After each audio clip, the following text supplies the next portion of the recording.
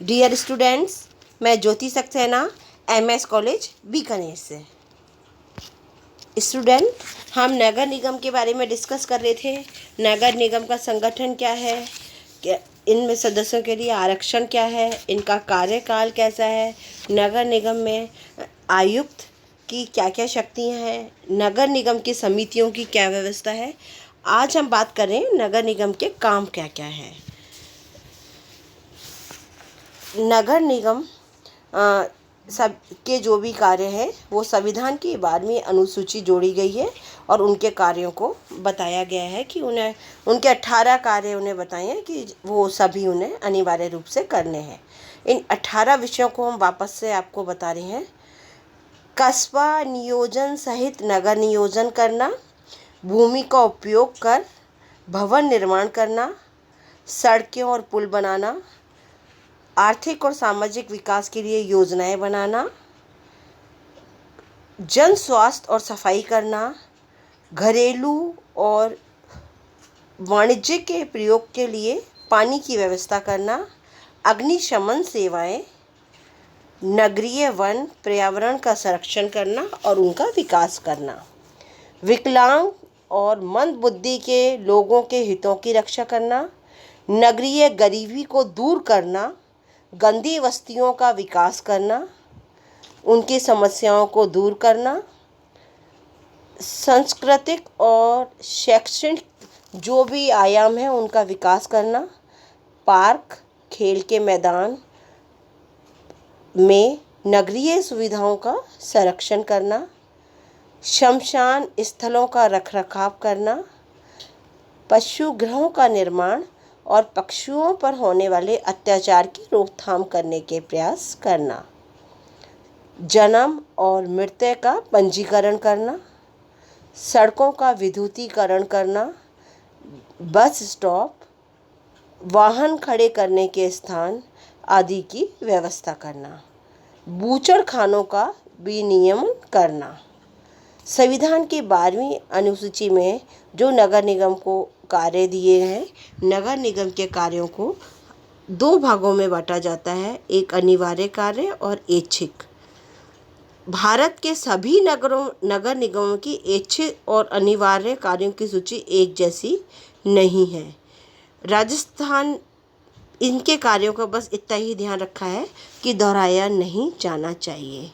साथ ही नगर निगम के कार्यों में यह जिम्मेदार है नगर निगम मुख्य कार्यपालिका के कार्यों के लिए, सरकार द्वारा दिए गए कार्यों के लिए, अन्य नगरपालिका कार्यों के लिए। निगम को कुछ ऐसे कार्य हैं जो करने ही पड़ेंगे, वो उसके लिए कंपलसरी हैं। वो काम है स्ट्रीट लाइट की व्यवस्था करना, बिल्डिंग परमिशन लेना, साफ सफाई करना, फायर ब्रिगेड की व्यवस्था करना, खतरनाक भवनों को सुरक्षित करना, सड़कों का नाम रखना, जल मल निकास की व्यवस्था करना, पार्किंग की व्यवस्था करना, बगीचों का रखरखाव करना। लेकिन कुछ ऐसे कार्य हैं जिन्हें वो केवल चाहे तो ही कर सकती है, उनके लिए उस पर कोई बाध्यकारी नियम नहीं है कि उसे करने ही होंगे। वो कार्य हैं जो उसकी इच्छा पर निर्भर करते हैं। सड़क पर पेड़ लगाना, आवारा पशुओं को शहर से हटाना, मेले प्रदर्शनी का आयोजन करना, बगीचे, पुस्तकालय, विश्राम भवन बनाना और उसका रखरखाव करना। इसके अलावा शासन ने नगर निगम को जो भी कार्य सौंपे हैं उनको समय समय पर पूरा करना। लेकिन अब बात ये आती है कि नगर निगम के पास काम तो इतने हैं, लेकिन ये कार्य करेगी कैसे, इसके वित्तीय सोर्सेस क्या क्या है। तो अब हम डिस्कस करते हैं इसको जो इनकम मिलती है वो वित्तीय सोर्स इसके क्या है। उसमें स्टूडेंट्स पहला है टैक्स इनकम फ्रॉम टैक्स, करों द्वारा मिलने वाली आय।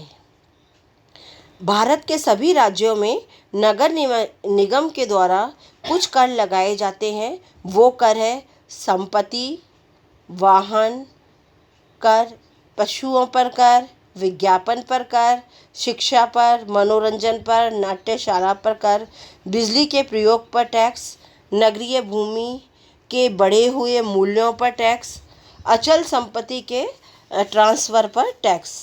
ये ऐसे टैक्स हैं जिनके द्वारा नगर निगम की इनकम होती है। उसके बाद है फीस। नगर निगम कुछ फीस भी लेती है। वो फीस होती है मेला, प्रदर्शनी, सर्कस पर, विज्ञापन के लिए जो होर्डिंग लगाए जाते हैं उन पर, संपत्ति ट्रांसफ़र पर, आवारा घूमने वाले पशुओं पर मालिकों से टैक्स लिया जाता है या फीस ली जाती है।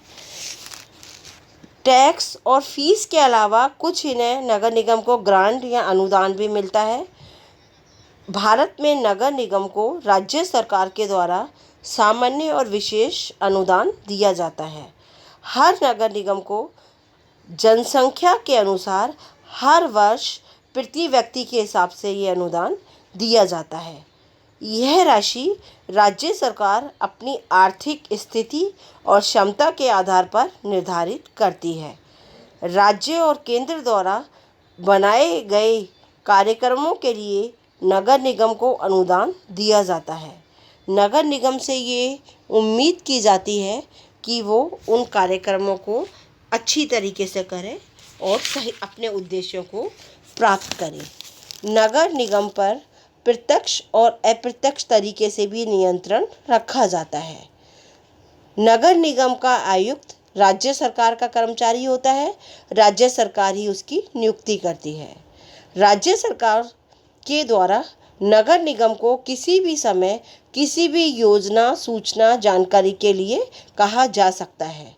नगर निगम के द्वारा किए जाने वाले किसी भी कार्य या नगर निगम की संपत्ति की देखरेख राज्य सरकार किसी भी व्यक्ति के द्वारा जिसे वो पर्यवेक्षक नियुक्त करती है उससे मंगवा सकती है।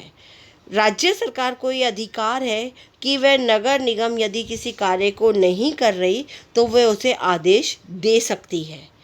राज्य सरकार जब नगर निगम को अनुदान देती है तो अनुदान देते समय वो नगर निगम पर कई बार बहुत सी शर्तें लगा देती है।